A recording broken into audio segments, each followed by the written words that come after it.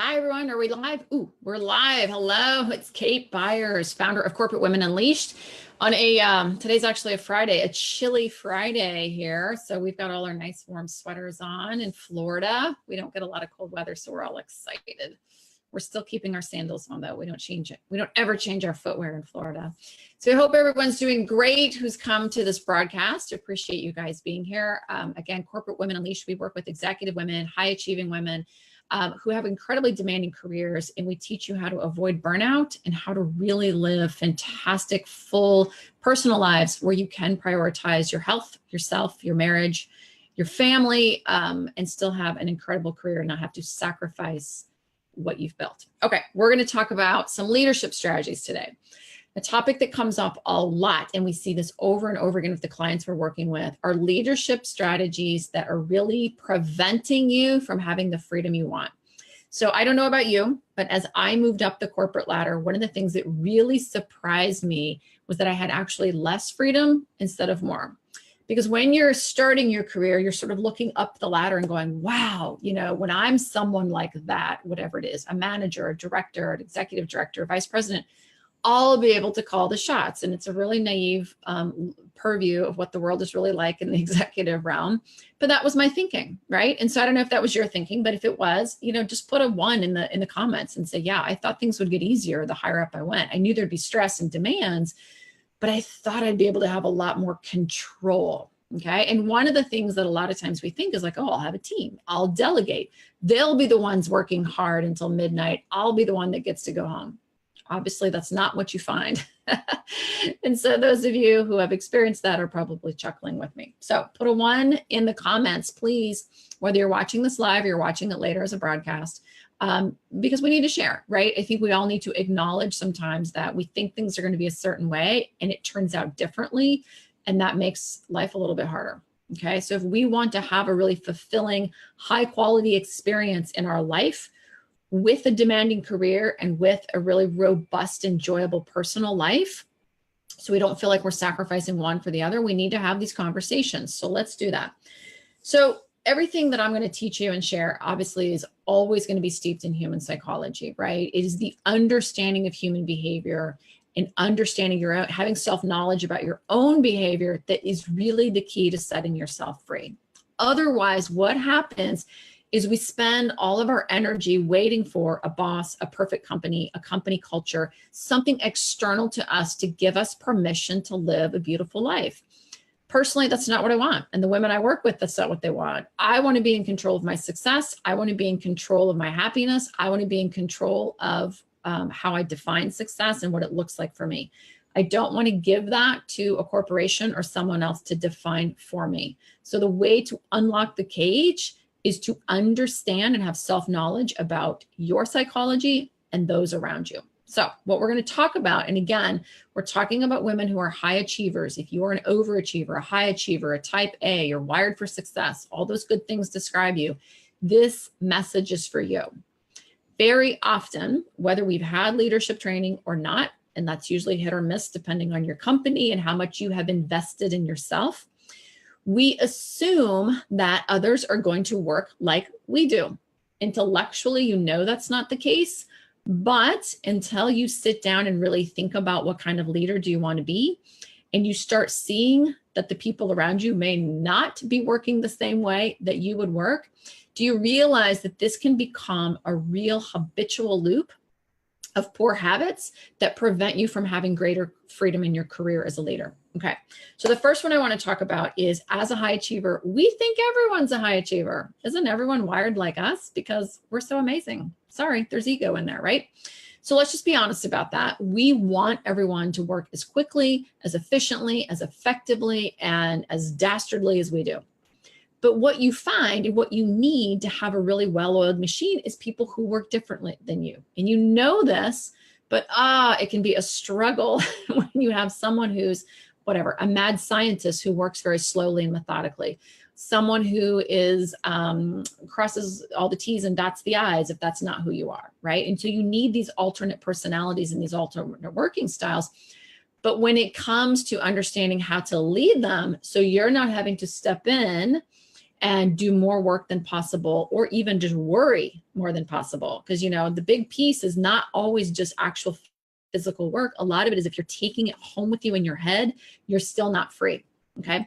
Is you have to understand that everyone is going to be motivated. Everyone's human behavior is that they're going to be motivated for a reason, right? They're at that job. They're working with you for a reason. You have to know what that reason is. And one of the biggest mistakes we see women making is they never stop to ask, why are you here? What are your goals? It's not just, the assumption is everyone's here just to make money and get promoted. That may not be it. They may have different goals. Someone may have a goal to have a really high quality of life. Maybe they've just had a baby and they're like, look, I want to come in and do an amazing job. I don't really care about promotion, not yet.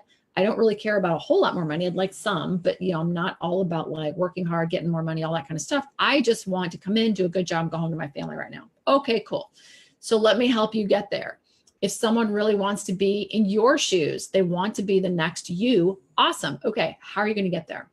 And so what you want to be doing is you want to be constantly helping your people understand how their behavior is or is not getting them to their goal, right? And what happens for most of us as leaders is we just kind of pass out the tasks, or we ask the team, what do you need from me? Whatever your leadership style is. And you just assume that everyone's just going to sort of like work towards this goal and they're going to get their needs met and they know what they're doing. And they don't. 90% of people are in the dark about their own. They have very little self-knowledge and they're in the dark about their own behavior. Truly. Okay.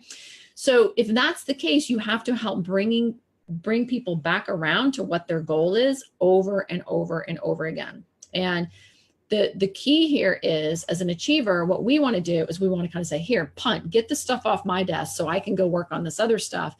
And then that person does or doesn't do it. They do a good job or not so good job. Then we get frustrated. We come in behind them. We kind of clean it up. And now we've created a habit where that person that we're supposed to be coaching and leading and supporting, they will just stay limited because you're not driving them to behave in a way that meets their goals and what they really want in their life. And you're probably coming in behind them more than you'd like to admit and doing the job for them, or sending someone else in to rescue them, or checking on them all the time, or worrying about it. And at 11 o'clock at night saying, hey, how's it coming with that project? If you're doing any of that stuff, you are creating a habit where that person feels that they're not good enough at their job, even subconsciously, and they're not going to rise to the challenge and become who they could truly be for you. Because what we want is A players. We want A players on our team where when an assignment is passed out, when a job comes in, a project comes in, the client asks for something at the last minute, whatever it is, that person understands clearly their role and how to successfully get it done. And you don't have to even jump in. It's like, they got it, right? Like that's ultimately what you're looking for. And you can go home with confidence that your team is on it. That's the outcome, right? And that's what's going to give you a lot more freedom. But a lot of people, because of our psychology, we might feel as an achiever, oh, my team, they're just, I hear this all the time from women.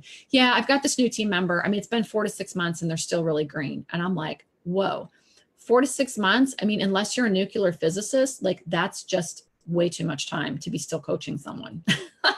That is way beyond time. Like your team should be able to be up and running and performing at a fairly high level in 6 weeks to 12 weeks. Like that should be a no-brainer. And so that is you needing to coach them and lead them differently.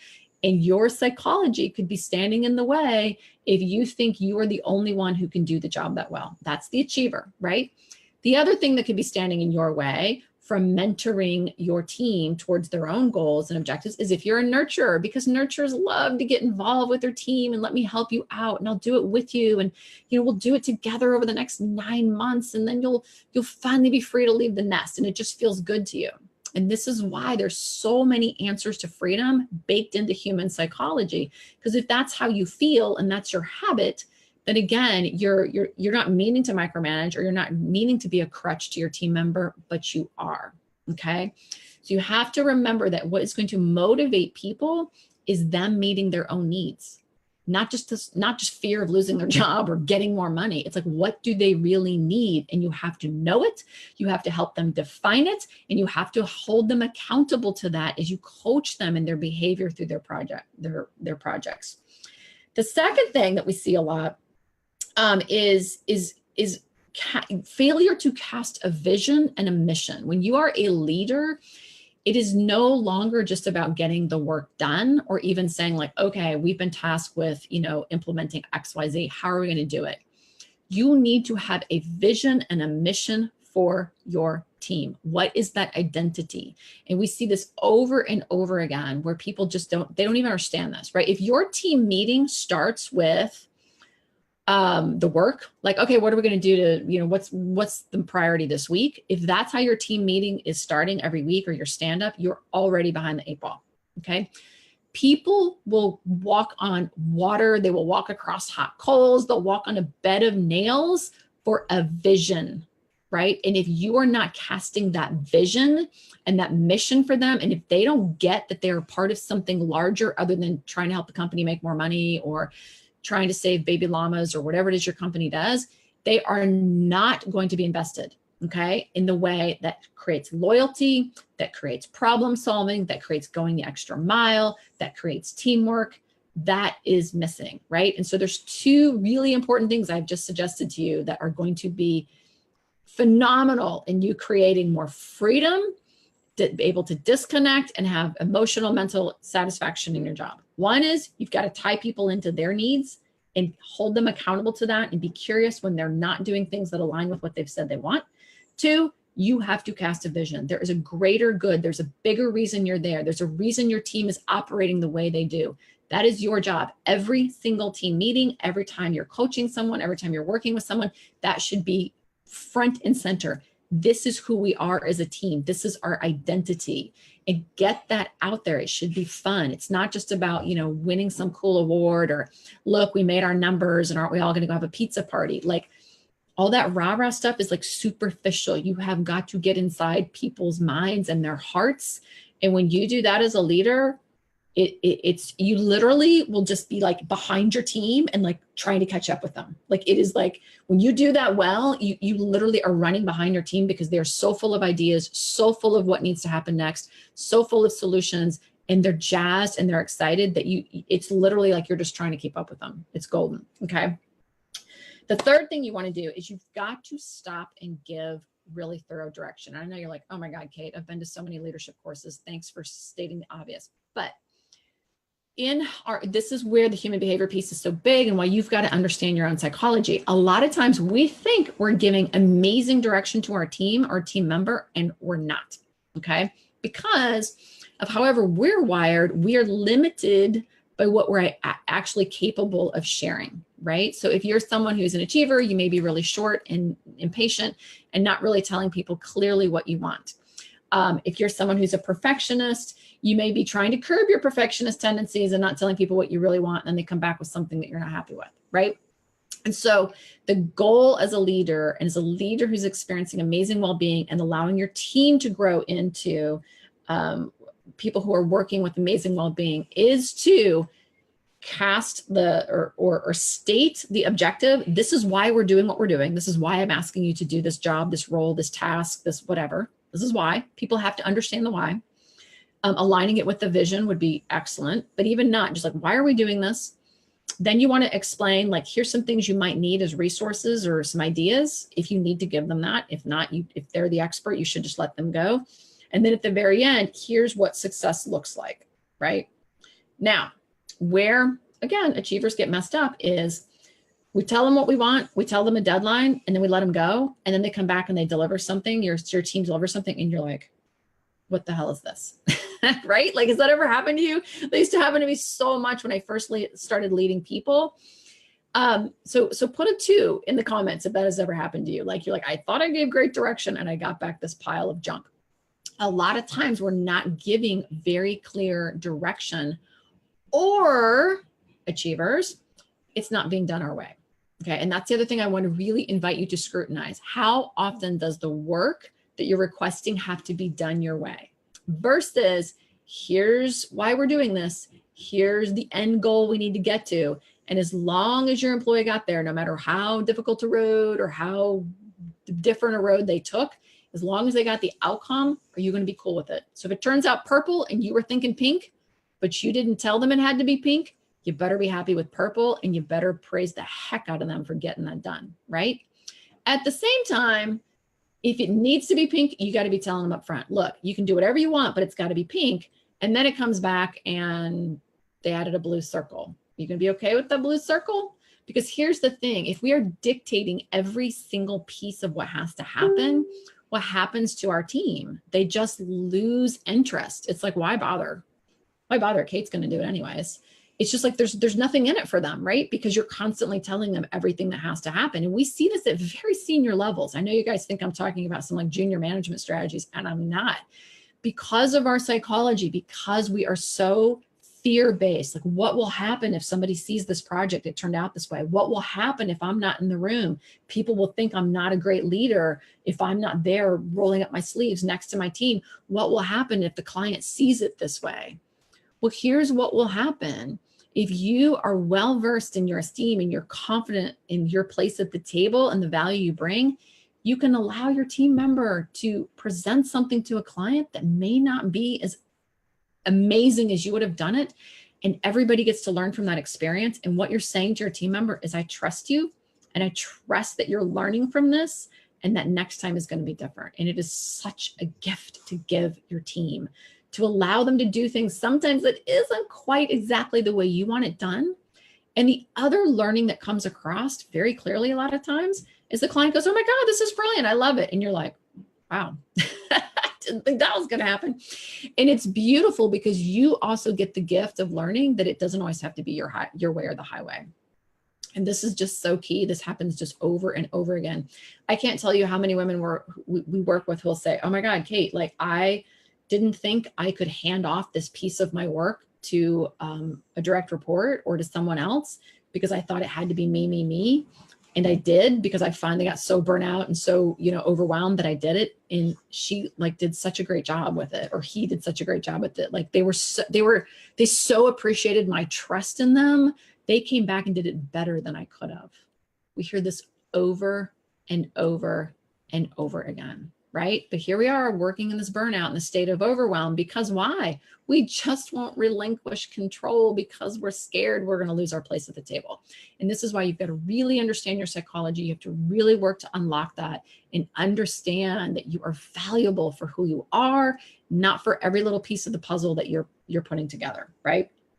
The other thing that I want to mention to reinforce there is making sure that you understand and your team understands is that when they do make a mistake or they don't produce something in the way that you had asked, right? Like it's not just your way or the highway, it just didn't turn out the way you wanted. Do not give them too much information as feedback.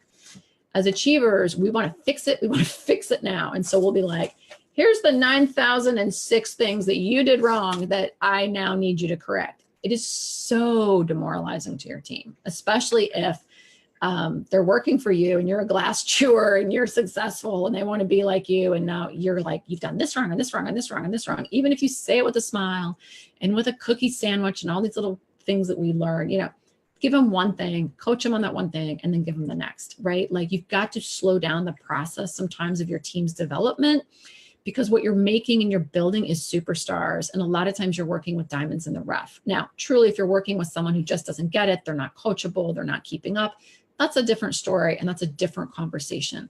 But if you're working with someone who's sharp and bright and just is wet behind the ears, great. Give them 1 or 2 pieces of feedback, let them go improve on that, acknowledge it. As an achiever, we don't always acknowledge it. That's what you should be doing in your one-to-ones. Hey, oh my God, I gave you this feedback and I see how you've totally kicked it to the curb and you've done amazing at that. Keep that up.